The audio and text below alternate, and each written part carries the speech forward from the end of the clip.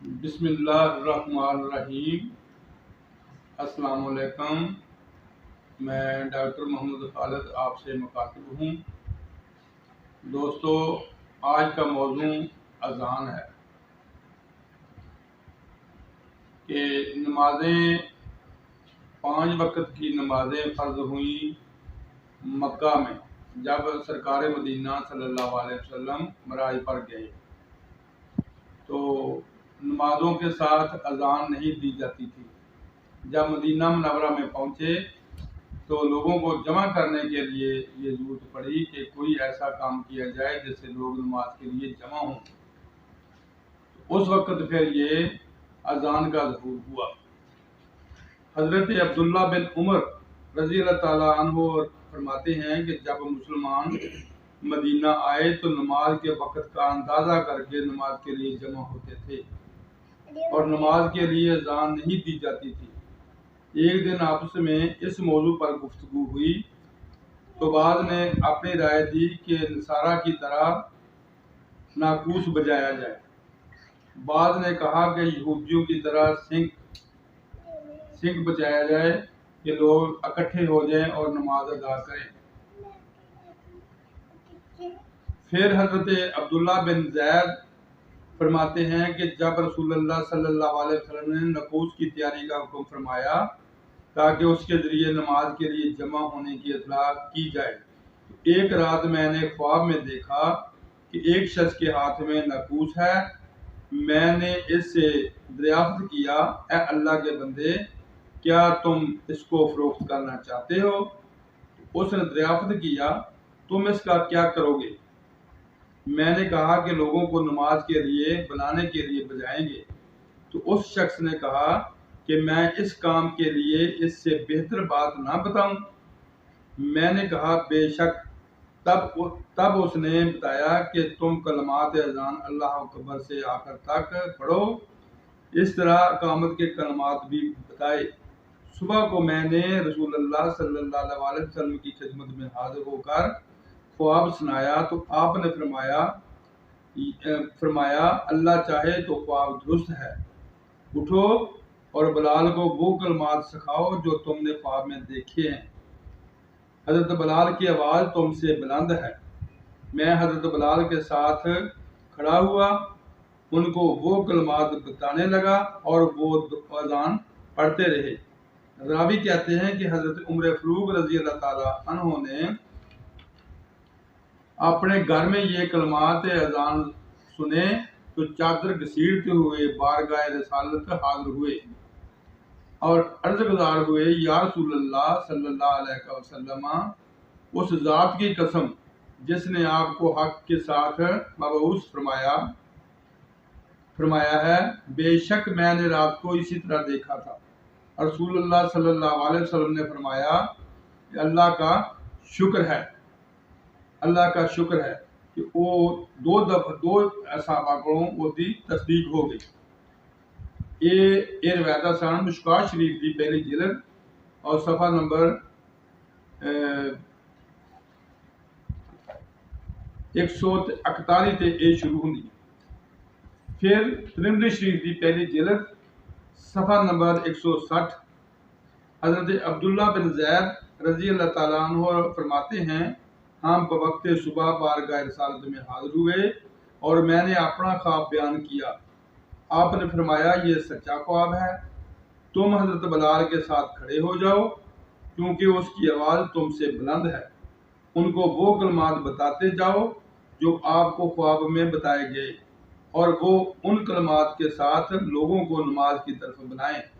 راوی فرماتے ہیں حضرت فاروق اعظم رضی اللہ تعالیٰ عنہ نے حضرت بلال کی آواز سنی تو سیدھے حضور صلی اللہ علیہ وسلم کی طرف چل پڑے۔ جلدی کی وجہ سے آپ اپنی چادر کو گھسیٹتے جا رہے تھے اور کہہ رہے تھے، یا رسول اللہ، مجھے اس ذات کی قسم جس نے آپ کو دین حق دے کر بھیجا ہے، میں نے بھی اس طرح کا خواب دیکھا ہے۔ راوی فرماتے ہیں کہ اس پر نبی کریم صلی اللہ علیہ وسلم نے فرمایا، اللہ تعالیٰ کا شکر ہے، یہ زیادہ مضبوط ہوگی۔ اور اس باب میں حضرت ابن عمر رضی اللہ تعالیٰ سے بھی روایت مذکور ہے۔ امام ترمذی فرماتے ہیں کہ کافی علماء کا اس میں اختلاف بھی ہے اور رائے بھی ہے، اور اذان کے کلمات 2 مرتبہ اور تکبیر کے 1 مرتبہ کا اس میں اختلاف ہے۔ اور پھر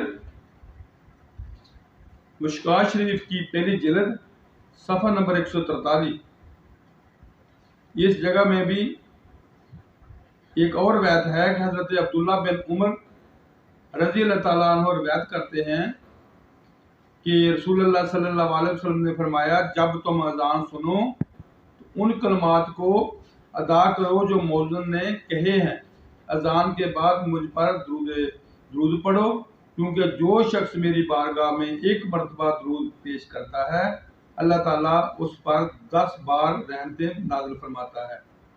پھر اللہ تعالیٰ سے میرے لیے وسیلہ طلب کرو، کیونکہ وسیلہ جنت میں ایک درجہ ہے جو کسی کو نہیں ملے گا مگر اللہ کے بندوں میں سے صرف ایک بندے کو، اور میں امید کرتا ہوں کہ وہ میں ہوں جس نے میرے لیے وسیلہ طلب کیا اس کے لیے میری شفاعت حلال ہوگی۔ یہ کلمات اذان کے ساتھ ساتھ سننے والا بھی کلمات کہے۔ پھر اذان کیسے دینی چاہیے؟ ترمذی شریف کی پہلی جلد صفحہ نمبر 163، اذان ٹھہر ٹھہر کر پڑھنا چاہیے۔ حضرت جابر رضی اللہ تعالیٰ عنہ سے مروی ہے، رسول اللہ صلی اللہ علیہ وسلم نے حضرت بلال سے فرمایا، اے بلال، جب تم اذان کہو تو کلمات ٹھہر ٹھہر کر کہو اور اقامت کہتے ہوئے جلدی جلدی کہو، اور اذان اور اقامت کے درمیان اتنا وقفہ کرو کہ کھانا کھانے والا کھانے سے، پانی پینے والا پینے سے، اور قضائے حاجت کو جانے والا اپنی قضائے حاجت سے فارغ ہو جائے، اور مجھے دیکھے بغیر نماز کے لیے کھڑے نہ ہونا۔ اذان دیتے وقت کانوں میں انگلیاں ڈالنا۔ حضرت اون بن ابی حذیفہ اپنے والد سے راوی ہیں، وہ کہتے ہیں، میں نے حضرت بلال کو دیکھا، وہ اذان کہہ رہے تھے اور اپنے چہرے کو دائیں بائیں پھیرتے تھے، اپنے کانوں میں انگلیاں ڈالی ہوئی تھیں۔ اس وقت نبی کریم صلی اللہ علیہ وسلم چمڑے کے بنے ہوئے ایک سرخ خیمے میں تشریف فرما تھے۔ پھر حضرت بلال رضی اللہ تعالیٰ عنہ نے نیزہ لے کر آپ کے پاس سے نکلے اور اسے چٹیل میدان میں گاڑ دیا، اور حضور صلی اللہ علیہ وسلم نے ادھر منہ کر کے نماز پڑھی۔ اس لیے آگے وہ چٹیل میدان میں نیزہ کھڑا کیا کہ آگے سے کتے اور گدھے گزر رہے ہیں۔ اور ترمذی شریف کی پہلی جلد صفحہ نمبر 165، جو آدمی اذان دے وہی اقامت کہے۔ یہ بھی مسئلہ ہماری مسجدوں میں شروع رہتا ہے۔ حضرت زیاد بن حارث صدائی رضی اللہ تعالیٰ عنہ سے روایت ہے، فرماتے ہیں، مجھے رسول اللہ صلی اللہ علیہ وسلم نے صبح کی نماز کے لیے اذان کہنے کا حکم دیا، میں نے اذان کہی، پھر جب حضرت بلال رضی اللہ تعالیٰ عنہ ملے اقامت کہنے کا ارادہ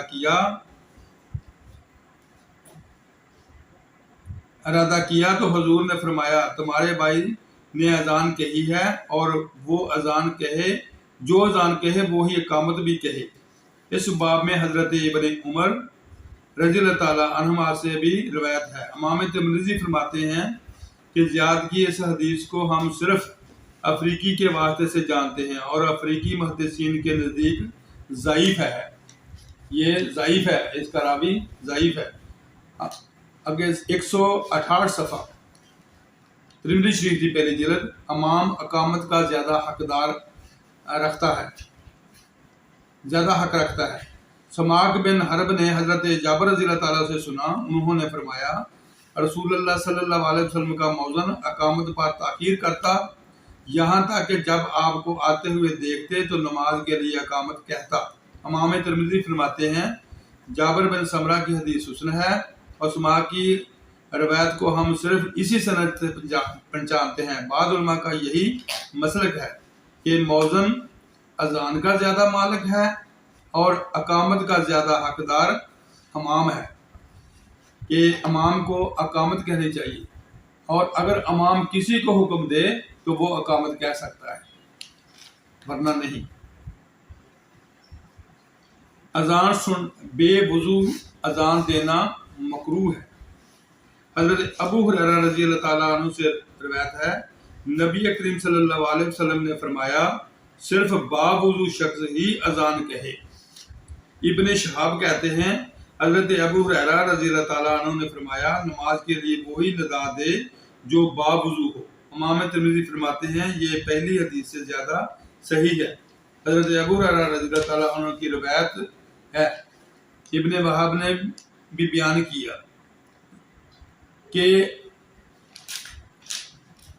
بغیر وضو کے اذان مکروہ ہے، اذان نہیں دینی چاہیے۔ اذان کے بعد مسجد سے نکلنا مکروہ ہے۔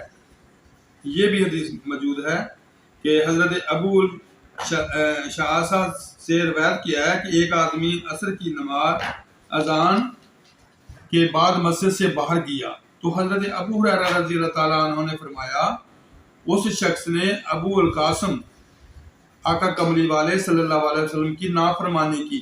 امام ترمذی فرماتے ہیں اس باب میں حضرت عثمان رضی اللہ تعالیٰ عنہ سے بھی راوی ہے۔ حدیث ابو ہریرہ حسن صحیح ہے۔ صحابہ کرام کے بعد کا فقہ کا اس مسئلے پر عمل ہے کہ کوئی شخص اذان کے بعد بلا عذر باہر نہ جائے، بے وضو ہو جائے یا کوئی ایسا ضروری کام ہو تو جا سکتا، ورنہ باہر نہیں جا سکتا اذان کے بعد۔ ایک بات رہ گئی کہ اقامت کے کلمات ایک ایک بار یا دو دو بار۔ حضرت انس بن مالک رضی اللہ تعالیٰ عنہ سے روایت ہے کہ حضرت بلال رضی اللہ تعالیٰ عنہ کو اذان کے کلمات دو دو مرتبہ اور اقامت کے کلمات ایک ایک مرتبہ کہنے کا حکم دیا گیا۔ اس باب میں حضرت ابن عمر رضی اللہ تعالیٰ عنہما سے بھی روایت ہے۔ امام ترمذی فرماتے ہیں حضرت انس کی حدیث صحیح ہے۔ بعض صحابہ کرام اور تابعین کا اس پر عمل ہے، اور امام مالک، شافعی، احمد اور اسحاق کا بھی یہی مسلک ہے۔ اور اقامت کے کلمات دو دو بار کہنا، حضرت عبداللہ بن زید رضی اللہ تعالیٰ عنہ فرماتے ہیں حضور صلی اللہ علیہ وسلم کی اذان اور اقامت دو دو مرتبہ تھی، یعنی کلمات دو دو مرتبہ۔ امام ترمذی فرماتے ہیں عبداللہ بن زید کی حدیث کو امیاس نے بالواسطہ عمر بن مرہ اور عبد الرحمن بن لیلہ سے روایت کیا ہے کہ حضرت عبداللہ بن زید نے رضی اللہ تعالیٰ عنہ نے حالت خواب میں اذان دیکھی، اور اس کی سند بھی مروی ہے کہ اذان کے کلمات بھی دو دو اور اقامت کے کلمات بھی دو دو، اور اس پر عمل ہے سفیان ثوری، ابن مبارک اور اہل کوفہ، حضرت امام اعظم ابو حنیفہ، ان کا یہ امان ہے کہ اقامت کے کلمات دو دو بار۔ پھر ایک حدیث ملی کہ صحابہ کرام نے عرض کیا کہ یا رسول اللہ جو اذان دیتا ہے اس کی فضیلت بہت ہے، قیامت کے دن اس کی گردنیں لمبی ہوں گی، وہ پہچانے جائیں گے، وہ صرف ایک آدمی ہوگا تو دوسرے کیا کریں گے؟ تو آقا قمری والے نے ارشاد فرمایا کہ اذان کے کلمات کے ساتھ ساتھ جو کلمات کہے گا اس کا بھی اتنا ہی درجہ ہوگا۔ پھر عرض کی یا رسول اللہ اقامت کہنے والا تو ایک آدمی ہوگا، اس کا بڑا درجہ ہے، تو دوسرے لوگوں کا کیا بنے گا؟ تو آقا قمری والے نے ارشاد فرمایا کہ فرض نماز کے بعد 33 مرتبہ سبحان اللہ، 33 مرتبہ الحمدللہ اور 34 مرتبہ اللہ اکبر، جو یہ ذکر کرے گا، گرد کرے گا، ایک تسبیح کرے گا، اس کو بھی وہ اقامت کہنے والے کے ساتھ ہی اتنا ہی درجہ ملے گا اور ثواب ہوگا۔ اس کا خیال رکھیے گا۔ اللہ تعالیٰ تانوں اور مینوں اس سے عمل کرنے کی توفیق دے۔ اپنا خیال رکھیے گا۔ رب رکھ۔